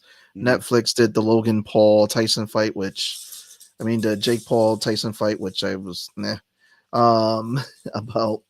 and it's just it's gonna be interesting how they incorporate Monday Night Raw. They've already stopped the WWE Network in other countries because a lot of the content's moving over to Netflix. Mm-hmm. So it's gonna be pretty interesting. But I'm excited for Squid Game this month. I'm excited for the fact that we are That's this getting some month. good. Yes, it Yeah, is. Right. Squid That's Games. this month. Yep. Yes. Then we are in 2025. We're getting some awesome Marvel movies. We're getting Thunderbolts. We're getting Captain America 4. Mhm. I forgot what else we're getting with Marvel. I know we're getting a lot of shows with Marvel next year, which is going to be Daredevil. Well, We're also getting we're getting What If season What 3 If. in Yep, a the couple final weeks. season. Yeah. Oh yeah, that's right. It's Netflix. Yeah, I mean not Netflix. Sorry. It's December Netflix. 22nd, and they're doing the same thing where they drop an episode a day. Yeah. I think next year too we get the animated Spider-Man show, which I believe I got to find out. It might be a prequel of Spider-Man before he met Tony Stark. That's the rumor of it. Friendly But I gotta see. neighborhood Spider-Man. Yeah, but I gotta see. I gotta see if that's actual fact. But I heard that was a possibility that this was a prequel of Peter Parker's story. Isn't Tom Holland voicing him? I don't think so, because I don't think Tom Holland voiced Spider-Man in the What If episodes. That's true. He did not. Because obviously that might go up against his Spider-Man appearances in the live action. Yeah, you're right. And Sony will just count all those because they're crazy. Yeah, and then we're also getting Ironheart, which is going to be interesting. What they do with that story. And for DC, I don't know, because it's like we're getting that Superman movie, we're getting a lot of stuff on it. So it's going to be interesting when James Gunn when they drop Well, it. DC dropped Creature Commandos, I believe. Yeah. I believe that just got dropped. That's canon in what James Gunn is doing. Yes, that's canon. Because the same actors who he wants to have them portraying the live action are doing the voice acting. Oh, okay, cool. Yeah, for what James Gunn, and I remember reading it, he wants to try to streamline it where it's the same actor portraying the character across all different medias that's going to tie into the DC universe to try to streamline it. I mean, if you got the money to do it. Yep. And I mean, if they allow him to do what he can do, I mean, I do have faith in Gunn with what he did with Guardians. I did like his Suicide Squad movie. Peacemaker, I know, Law, you didn't like it, but Peacemaker was probably one of the better things out of the old DCU, and now he's making Peacemaker canon, but he's saying that the Justice League scene was not canon. Yeah, so I saw that. Bring over Peacemaker, yeah. But, and then I don't know if you saw it. Yeah, I haven't watched it yet, but I'm gonna watch it. Is the animated Watchmen that's supposed to be the new animated Watchmen? They do part 1. That's on HBO Max. Part 2 just dropped. Okay, I gotta see that. It's supposed to be like a faithful adaptation. Nice. So that's on the list. I know that there's a big issue between what's happening with the Batman stuff and DC with James Gunn, because he's saying that does not exist in the DCU he's doing. Which one? The Matt Reeves Batman? Yeah, and I think they're also not Sony, sorry, Warner Brothers is trying to push more of Matt Reeves stuff out too. But I'm like, because he keeps pushing out bangers. Yeah, he keeps pushing out bangers. I didn't finish Penguin, but what I've seen in Penguin, I was like, he can do whatever he wants. Yeah, I mean, he did a great job with that. Stay mad. Keep that man in Gotham. Like, let Matt Reeves just do Gotham. Amen. It's gonna, because I think it's like the whole thing was that Gunn wants to do his Batman version too, and it's just, again, it's just going to cause conflict. But Matt Reeves is doing a phenomenal job because he gave us a Batman that no one's given us yet, and it's the Detective Batman, which was really good. It's young Batman. Just let it. I think they should cave. They should just bring Matt Reeves' Batman over into whatever Snyder, not Snyder, Gunn is doing. It's so silly. He's doing all this shit with Superman, which is going to be interesting with all these characters that are going to be in it. And just let someone else have Batman that knows what the hell they're doing. Yeah. You know, unless Gunn's Superman and his DCU is so super fantastical, where it doesn't fit in what James Gunn is doing. And even then, I still think it's a stretch, right? But it's not, it's not like you're bringing Christopher Nolan's Batman over, which is so hyper realistic that the fantasy of what Gunn can do will make no sense. I don't know, man. I think they should let the person who's handling it. Yeah, I think what they're waiting to see is how it goes for Gunn first before they start talking whatever mergers and universes and all that. Because I feel like Gunn is that type of dude who can also merge those together. Because again, I didn't see Peacemaker working as a show, and for some reason he pulled it off and was still able to. I mean, it pulls it off because one, James Gunn is good with mature content. Yeah, he's good with mature content, and it was one of those things where, I don't think Warner Brothers knew it was going to be as successful as it was. Yeah, because it very much was not a executive's show. It was here's X amount of dollars. You got John Cena, and then John Cena do whatever the fuck he wants. And have fun, right? And that's usually what works best for the comic book movies. That's why Deadpool 1 works so good, right? It was low budget. They let Sean Levy do whatever he wanted, and Ryan Reynolds leaked the footage. And, but they still let him do it. They still let them do it. I think that's the thing when.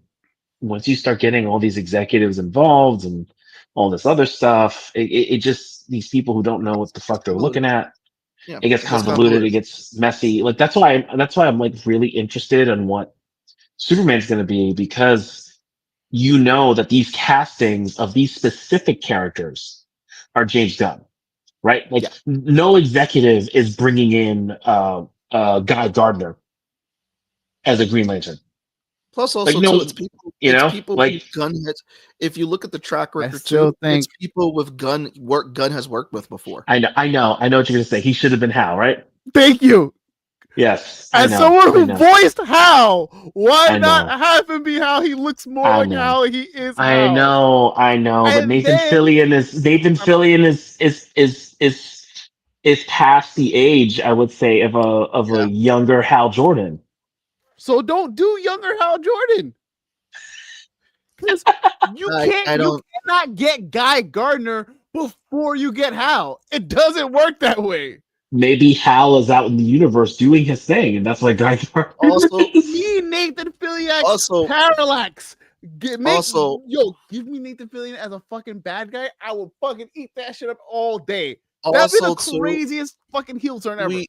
With judging how James Gunn killed off a lot of people he did in Suicide Squad, we also don't know if that Nathan Fillion is going to be his Guy Gardner forever. So we don't know. No, it's the first Green Lantern if you don't count the Snyder cut, which had Green Lanterns in that big battle with the gods, right? If you don't count that, it's the first Green Lantern we've had on screen since the Ryan Reynolds debacle.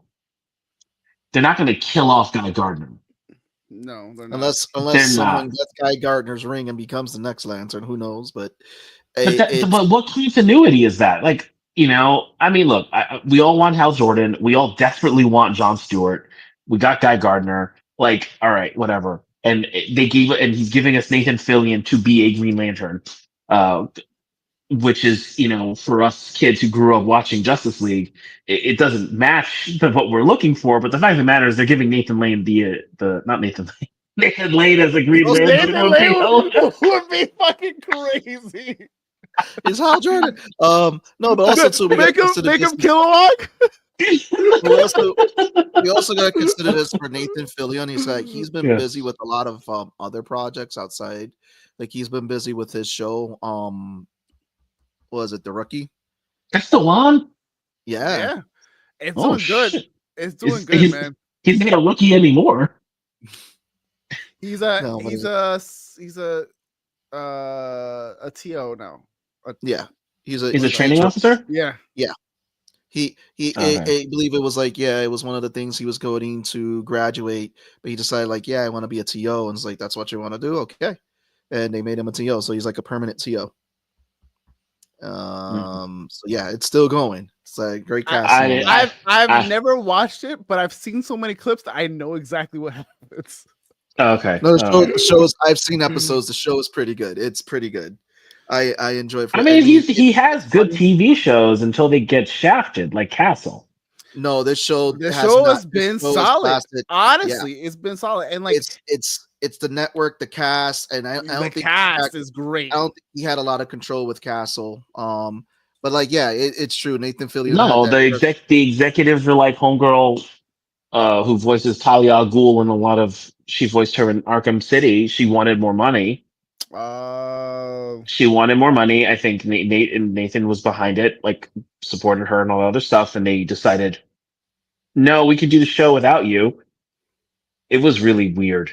Like Jackie watched the last episode. She said it was it killed the show. Like they got rid of her, and then it was a whole weird thing. And it's such a shame because they were so good together. That was the one that was on what was it? She played Maggie on The Walking Dead, right? No. Okay. No, Maggie was the other. Wait, no, she wasn't on Walking Dead. Okay. She wasn't on Walking Dead. She voiced Talia al Ghul in Arkham City. Okay. Yeah. Yeah. Okay. I'm trying to think. Oh yeah. So like I don't know. I'm just I want the James Gunn DCU stuff to be good. I want it to be solid. I just want it to be good.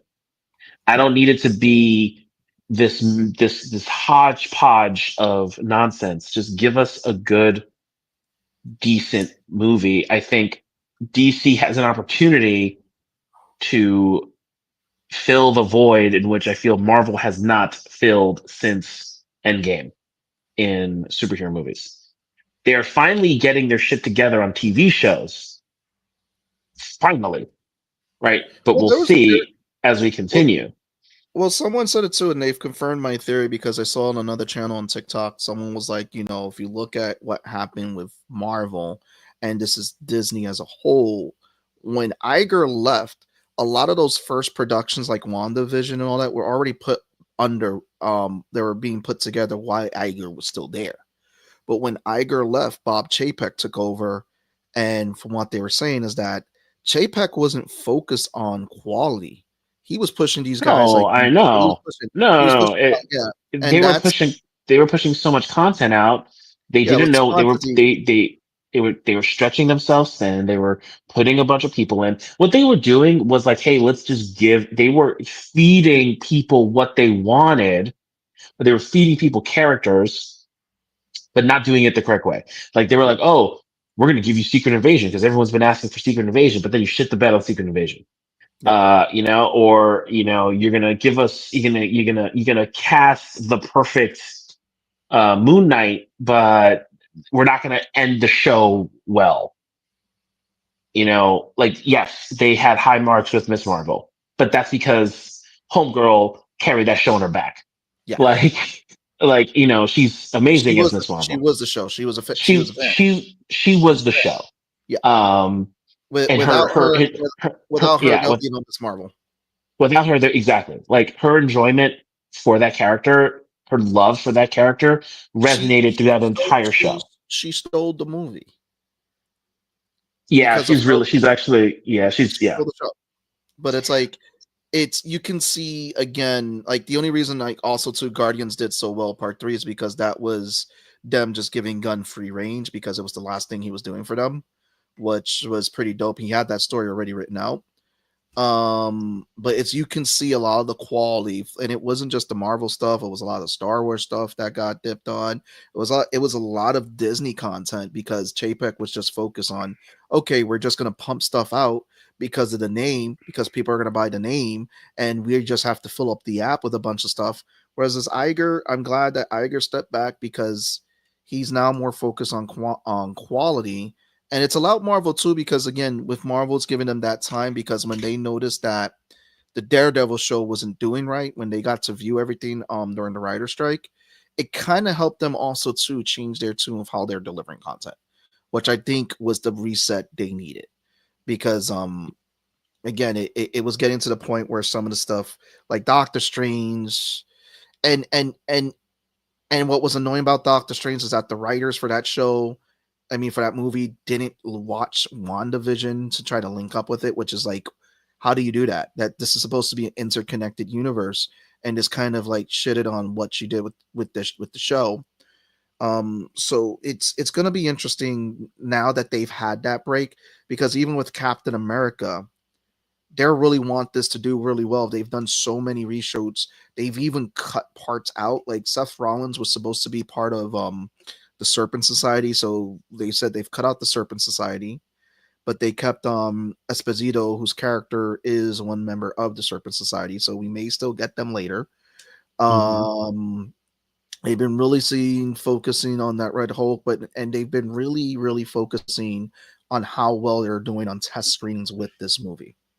So I'm having hope that this is going to break their curse, because obviously Deadpool 3, I'm not going to count it, because again, this was them just giving money to Ryan Reynolds to just finish off what they were doing with Fox, so they can continue with what they're going to do with the X-Men, which I think again, Yeah, but they needed the win from Deadpool, and Sean Levy and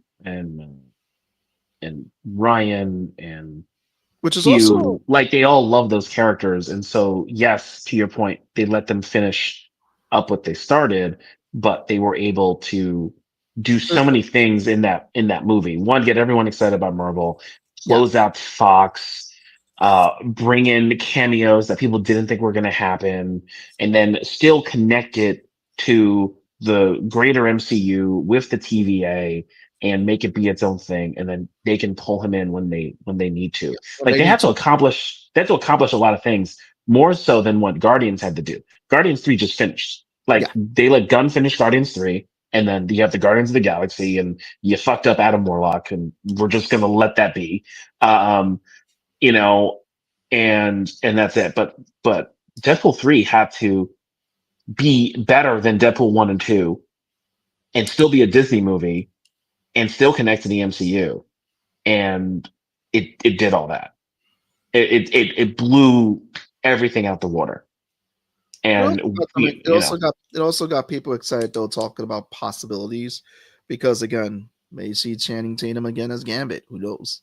Because they like we may see they get Blade before we get again. Yeah, we may get that Blade before we get the other Blade that we've been waiting for. You know, because Eternals 1 will be nothing, I guess. I don't know. You know, like it is weird. Phase 4 and Phase 5 are very. Phase 4 and half of Phase 5 very weird in the sense of like where all these movies stand, where all these characters stand, like Shang-Chi and Thor, and like what they're doing with them. They're eventually going to have to address the Eternals if we're seeing the hand that's in Captain America 4. They're eventually going to have to address the Eternals at some point in the MCU again. And I said it before, and I'll say it again. I think the Eternals should have been one of those slated as a TV show, not as a movie. Yeah, but you know what? They would have fucked it up as a TV show. Yeah, with who was under that, because the way they were filming it. But based on how they were doing TV shows back then, they would have fucked it up. You needed Agatha all along type of screenwriting to give justice to the Eternals, because they had an ensemble of characters, some of which were only on the show for like 2 episodes, and you still got something from each of them, and you still had feelings for them when they were gone. Eternals would have been a fantastic TV show, but under the right direction. Yeah, especially like if you focus on like the prehistoric time, and like focus on that and like who they are. And then, like, you know, you can have like a season or 2 of it's just prehistoric. Like, you can so disassociate it from the MCU because it happened so long ago that when you bring them into MCU proper, you already know who all these people are. Yep. Right. But you don't need to like give us You just be like they're in hiding. Like the Deviants came, they did the thing for the Deviants, and they did their thing with the Celestials, and they went into hiding, and they're just now walking among us. Like I said, You know, it has a lot of possibilities. Like if they had done it as a show, it has a lot of possibilities. yeah. Greatest show that they before Agatha, obviously you have WandaVision and you have Loki. They did a phenomenal job with. Can't drop the ball with that one. But we're gonna see where they go. Hopefully we get some answers about the internal characters. Like we don't see them that's all of a sudden they disappear, because you can't have the hand in Captain America 4 for a Celestial that's dead in the earth and not address the Eternals. I mean, I don't know. We'll see. And then you still have what's his face, Dane Whitman's character that's out there who Jon Snow is playing. So we don't. Yeah, Again, but I think Jon Snow. I think why can't I remember his fucking name? It was Kit Harington. Kit Harington. Yeah, like I think Kit Harington hasn't been asked about any, like hasn't it's like been open. Like they haven't really done anything. Like they haven't done anything with any of these characters. Yeah, I feel like with Kit's character, they were gonna try to tie him to the Midnight Suns. And Blade got botched. Yeah, Blade got botched because he was supposed to show up in Blade or together because of the whole Mahershala Ali thing at the end. There's still whole things with like Blade, like they've confirmed that Moon Knight's coming back, that you're gonna see him in the next 2 Avenger movies, but they've also hinted that you're gonna get him in a Midnight Suns movie after the Avengers. So with Blade, that's just, man, as much as I want it to come out, I'm not sure how long Mahershala Ali is gonna stay attached to this project, because it's been stuck in production hell. I mean, they don't know when the movie's coming out. So like Mahershala Ali can still be attached to the project and still work on his other stuff. Until like they're like, you know what, we're just gonna go with Wesley Snipes because he's cheaper and he ain't doing nothing. I feel like it's gonna end up being the case. I mean, and if we get a Wesley Snipes Blade movie that is essentially Blade 3 again, right? Because we got Blade 1, Blade 2, then his appearance in Deadpool, right? Like He's like, we will not talk about that Blade movie with Triple H. Yo, oh my god. Okay, that movie's trash. Not that movie with Triple H, because we're gonna disregard Triple H, but that movie with Ryan Reynolds is how we met him, and Jessica Biel. I'm sorry, that's not how I met Ryan Reynolds. I met Ryan Reynolds in Waiting and Van Wilder. No. They that's how they met, and that's when Ryan Reynolds got the inspiration of, hey, you know what? I can be Wade Wilson, and sure, fine. We needed Deadpool 3 to eventually get. I'm sorry, we needed Blade 3 so that Ryan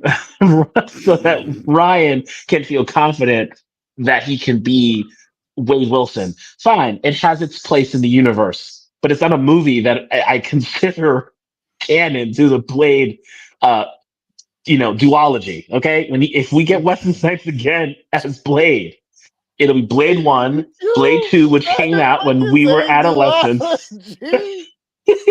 Okay. All right. Oh my god. They had to CGI Wesley Snipes' eyes on him. Okay, I'm sorry. Like, wait, what do you mean? There's a scene in Blade. There's a scene in Blade. His eyes were closed, but they had to CGI the eyes on him because he wasn't opening his fucking eyes. He was like, it was trash. It was trash. Because Blade 1 is like classic. Blade 2 is Guillermo del Toro, like top notch, and then I don't know what happened. Yep. Just stuck their dick in a blender. That's what happened. Jesus Christ. So yes, Blade 3 doesn't exist. Like, okay. On that note, I think it's that time. Holy shit. What a fucking random episode. Oh my god. Well done, boys. Well done. High fives all around. Yes. We will figure out what the hell we're talking about next week. It'll probably be the same thing. Probably. I say we're gonna ride this out, just talking and bullshitting for the next few weeks. That's what we do, and maybe we get some folks to jump in with us and talking bullshit. I think that's what we do. It's the holidays. You know what? I'm with it. Let's do it. Yeah. Happy holidays. It's Christmas. Because Merry Christmas. I'm not watching anything. I'm reading my book. I'm reading my books. Okay, I'm like, I'm a full on Brando Sando fan over here. I'm reading this man's book. Okay, All right. You got it. I did start my new venture. Into Legos. Building these bricks. Because Bastion he can't even say building Legos. He's building bricks because they're fake Legos. Oh, that's right. I mean, I have Lego brands. I have multiple brands. I have the Funhole brand. The Funhole set was really nice, actually. The lighting. No, it looks no. It looks very cool, and I like the fact that the lighting instructions are built in so that you can wire everything correctly. That's very cool. Let me see if I could get this. Excuse me. It's right here. Because most lighting kits are like, hey, here, put these lights in, and then hope to God you could hide the wires. Yeah. Oh shit. No, that's how they are. No, this is officially legit when it comes down to it. Hold on. Let me take off the green screen because that's what I'm gonna do. Virtual background. None. Ooh. Yeah, you can see the little Legos and bricks right there on the. But no, this was the Funhole set. Sir. Turn off the lights for a second. So turn off the light. And then show it. Okay. It's not bad. It's nice. Okay. The bricks are printed, and so what's cool is right here. Let me see. Yeah, there it goes. So it shows you how to snake the wire between these plates, and the wire runs all the way up on this light. So it's actually attached to different bricks, and this is one of the bricks here that you put the lights in, and it shows you how to snake it throughout the whole thing. So this was a test set that I got from them, and if I push it back a little bit, you see the lights are pretty bright and hella bright. What's cool, if you don't want to do it through USB, you take off the top. It shows you right here. This is a little section you build to hide the battery pack. So if you want to use batteries, but as you can see, there's the wires are hidden. You don't see it at all in the model. No, that's very cool. Yeah, they're little minifigs I don't care for, but as far as it goes, because their minifigs are, I'm gonna do a whole thing about them. But I mean, you can't do much. The Lego minifigs are iconic. Well, they're not even. Yeah, the Lego, because like there are companies who've made their own figs that are very compatible and pretty cool, but the Funhole figs I think needed more design to them to make them because there are a lot of limitations. But if you're just collecting these sets just to have them as a collector, that's great. But if like you're someone who wants to do like make little scenes and all that, because like some people take the little Lego minifigs and they do stop motion with them and all that. Oh, Tone. Sorry, I completely forgot. Are you not watching Skeleton Crew? Did it come out yet? Yeah, it just dropped. Yeah, it just did. Oh, I know that I saw the special preview. I didn't know if it came out yet. Yeah. I wasn't sure if like that was a thing on your radar. Or you're like, eh. Did you watch the first episode?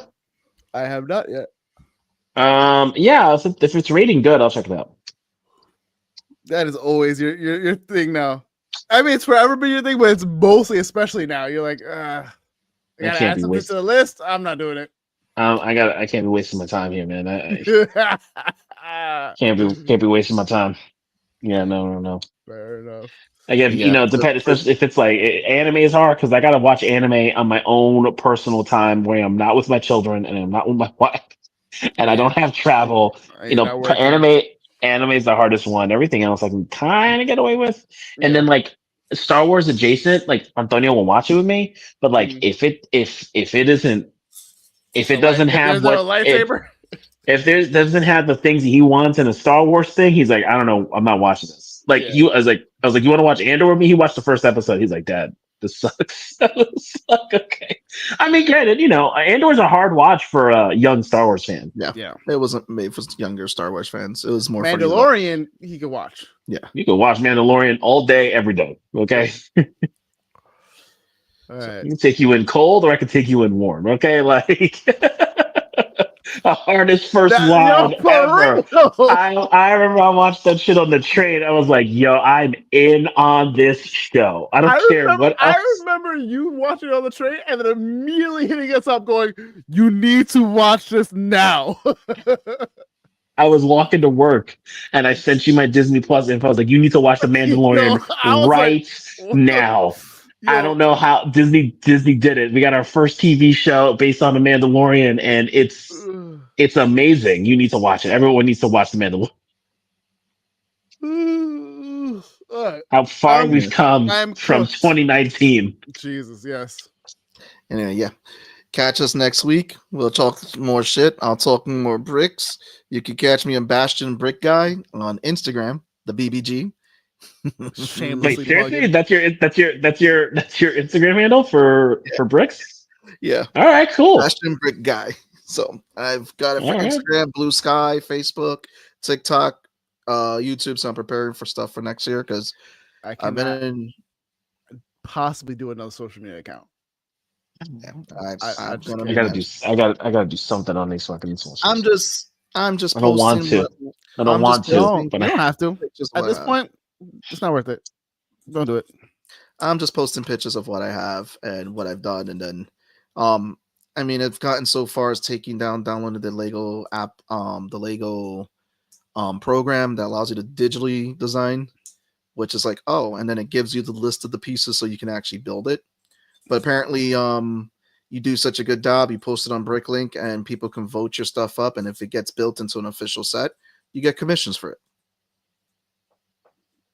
And affiliates and all that. The affiliate down the rabbit hole. Yeah. Enjoy. Anyway, follow my adventure on that rabbit hole. But this has been your boy Sebastian. It's been your boy Law. Your boy Tone from across the hall. And in the basement and in the car. And in the basement in the car. Yes. Take it easy, guys. Later, everybody. Peace. Peace.